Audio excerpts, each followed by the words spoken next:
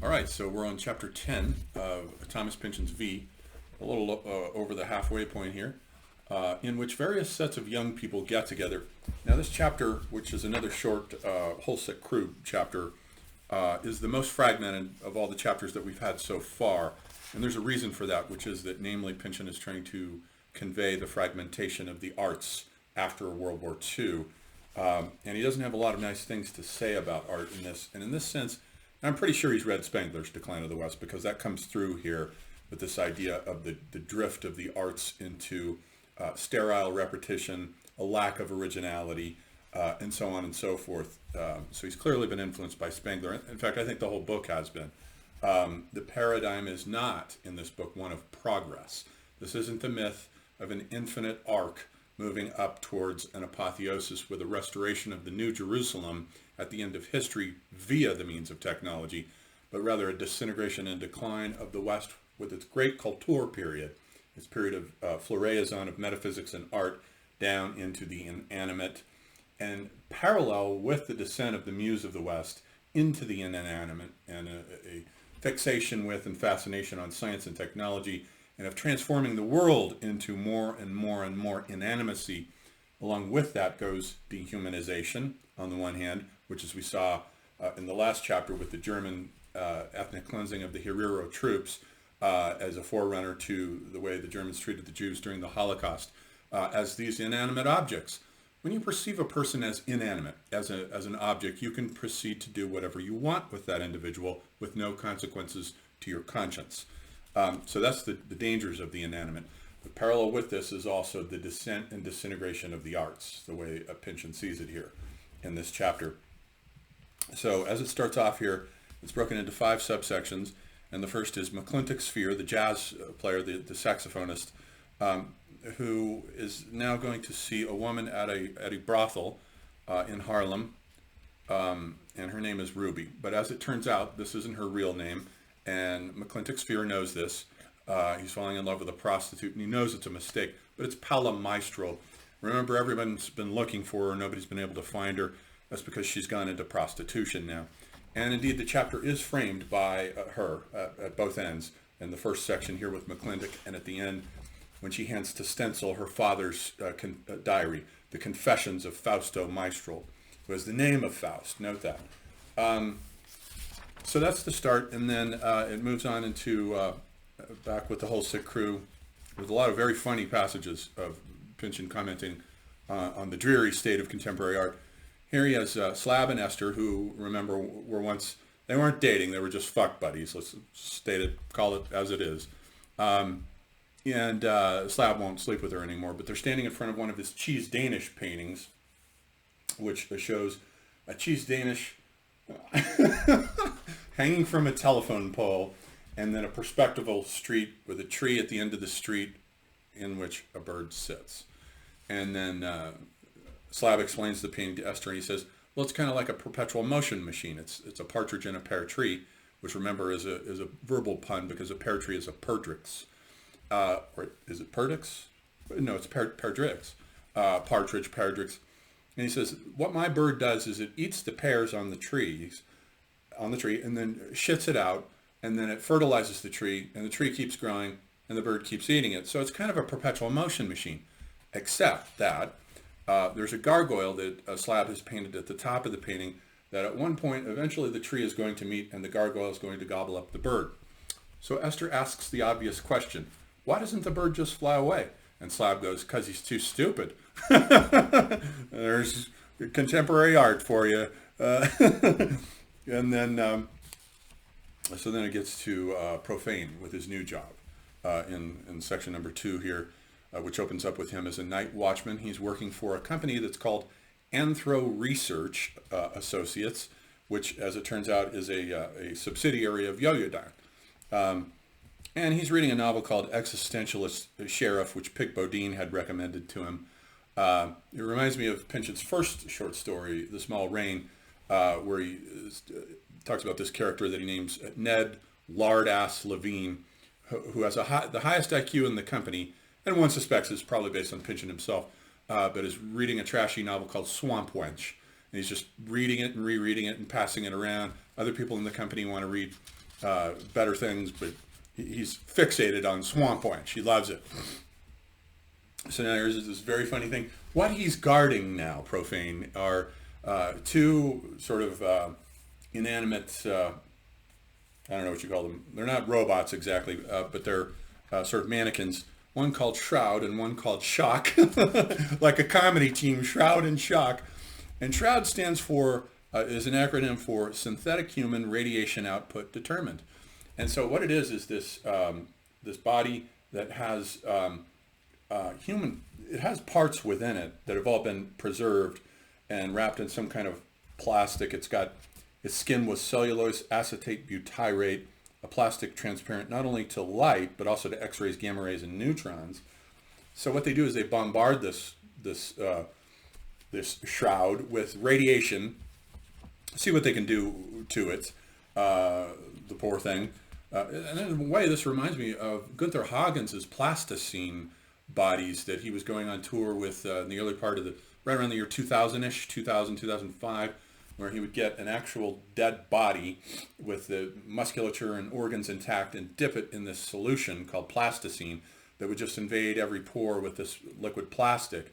And then he would take it on tour and you would see these actual real human cadavers, but frozen by the plastic. And so he could put them in various postures and contortions and so forth.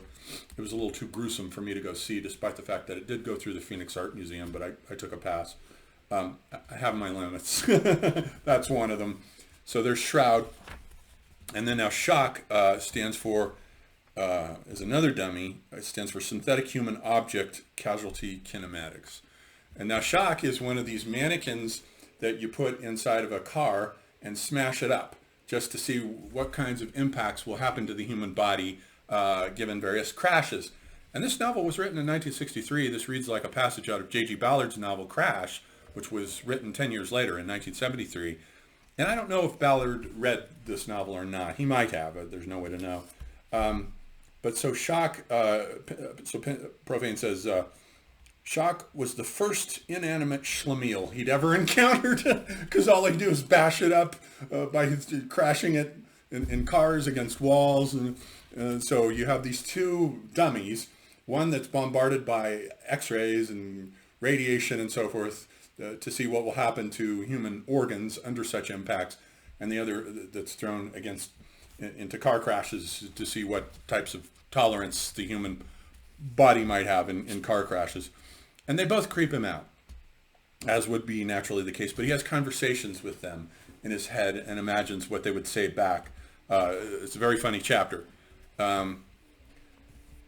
So then the next section moves back to the whole sick crew and all their various parties.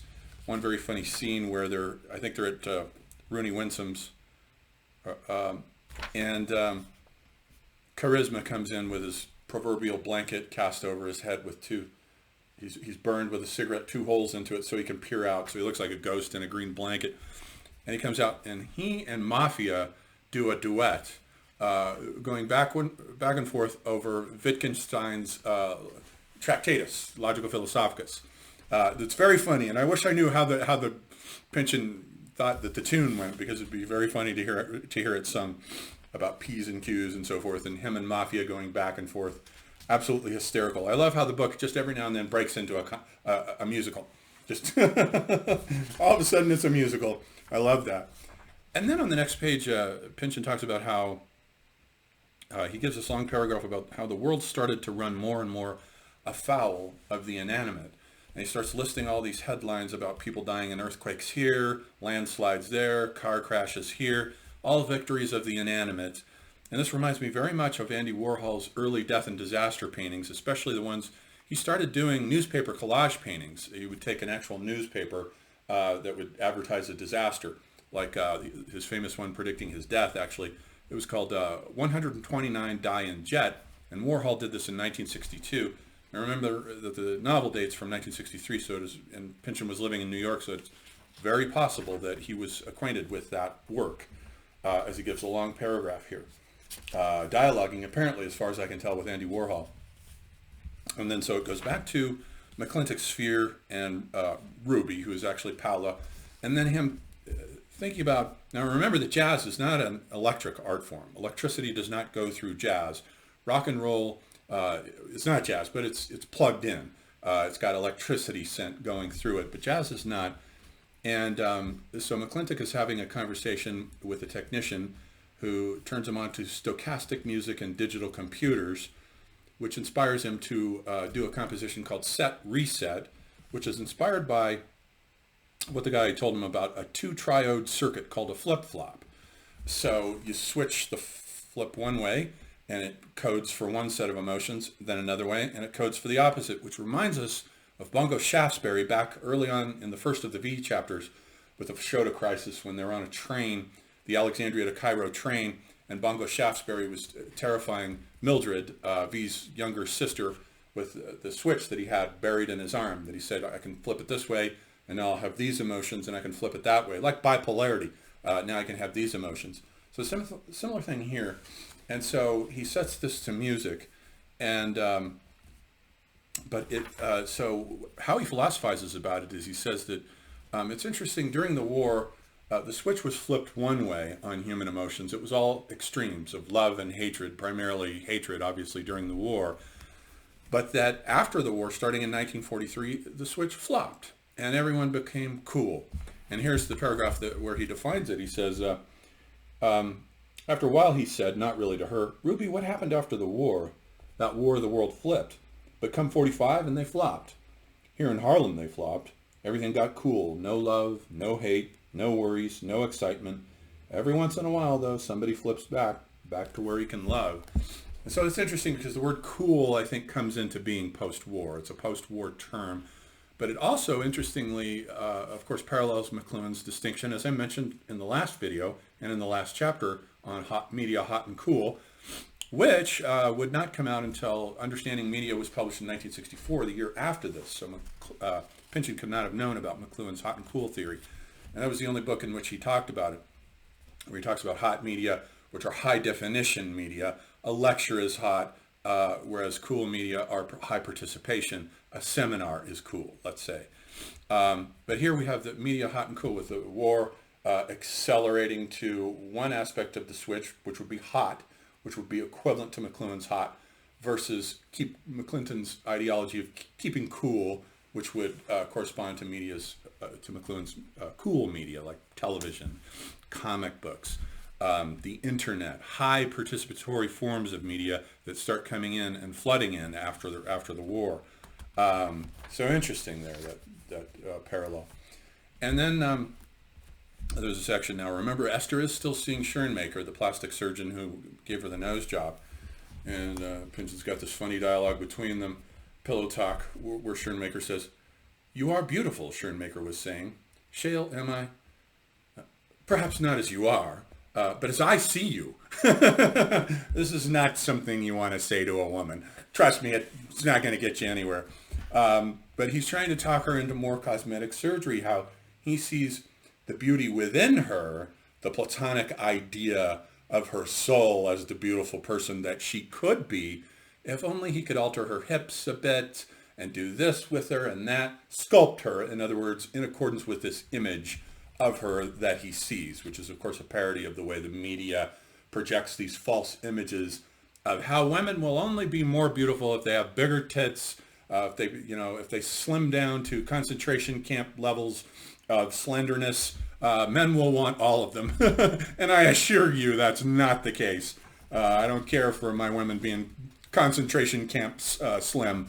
That doesn't do it for me, and neither do big tits. So it runs the gamut here. But the media spoon feeds people this garbage, and a lot of dummies believe it. They believe that if they conform themselves to these mediatic images that are beamed at them at light speed, that it will sculpt their bodies for them. And if only they can conform to these ridiculous images that the media portrays them as, especially young girls, 20s-ish, let's say, or teenage-ish, men will love you more if you just conform.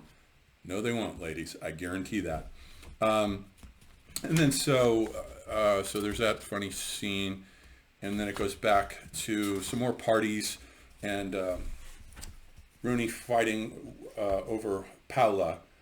He wants Paula, but so does Pig Bodine. And so in one funny scene, they're wrestling with each other in the kitchen, and Pig Bodine gives him a knockout punch to the stomach, and he collapses.